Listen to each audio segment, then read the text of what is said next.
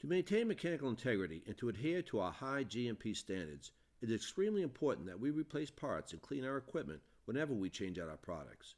The following video illustrates the steps and actions necessary to replace the dust filter and packing gland of dryer D510. D510 is a rotary, double-walled, shell-mounted vessel. Vacuum is applied to the dryer through hollow trunnions and fitted with packing glands. The vapor outlet extension is stationary and enters the shell through the rotating gland fitted with an upward extension. It is protected by a dust filter and screen. Prior to performing a lockout tagout, align the dryer for proper entry access. Obtain the correct HECP form for confined space entry of D510 and perform the necessary lockout tagouts.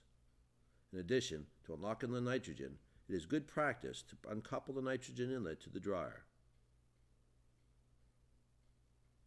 Complete a safe work permit and set up the necessary equipment in preparation of a confined space entry.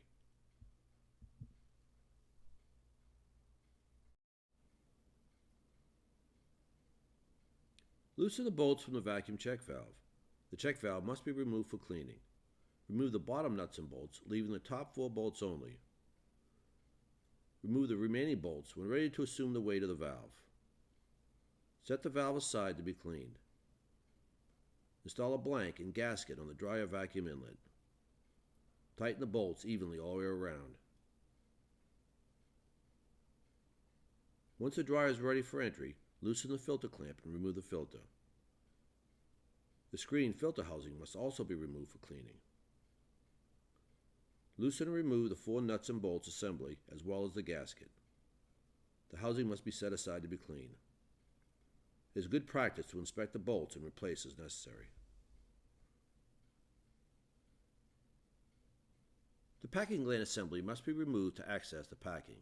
There are 6 bolts and 2 halves to the assembly. Remove the bolts and the halves to access the packing.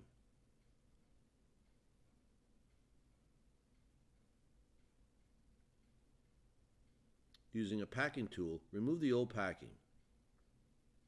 Cut to length the 2 pieces of 1/2 inch food grade braided PT FE rope and install as shown, making sure the 2 seams on the opposite side of the trunnion.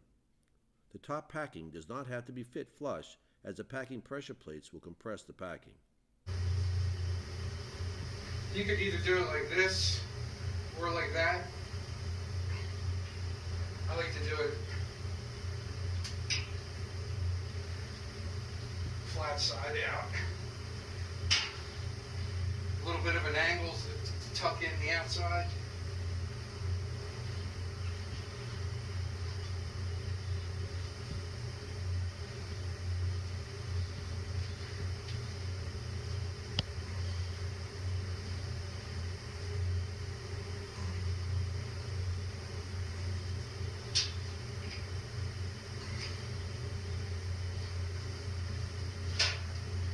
This doesn't go all the way in.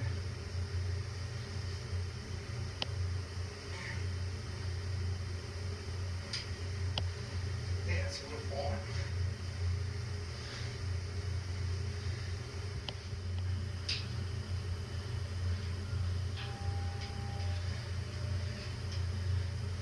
Leave a little sticking out. Inspect the pressure plate and bolt assembly and replace the bolts as necessary.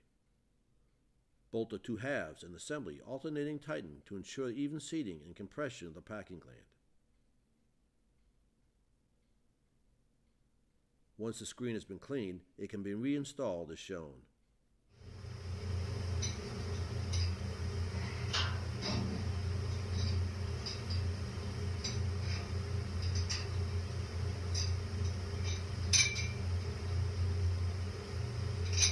Push the cage to hold the bolt. Oh, okay. And once you get it in, that's pretty much it. Yeah. Then you get all the, just keep that loose and get the other bolts. Finish installing the nuts and bolts, ensuring even tightening all around. At this point, the dryer must be put back into service and completion of the cleanout resumed. Line up the dryer for proper access and follow the necessary lockout tagout and confined space requirements. Obtain a new filter cloth and install the filter clamp for proper alignment.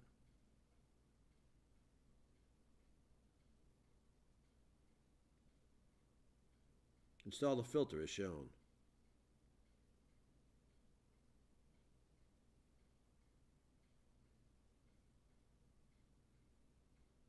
The filter clamp must fit down into the raceway of the housing.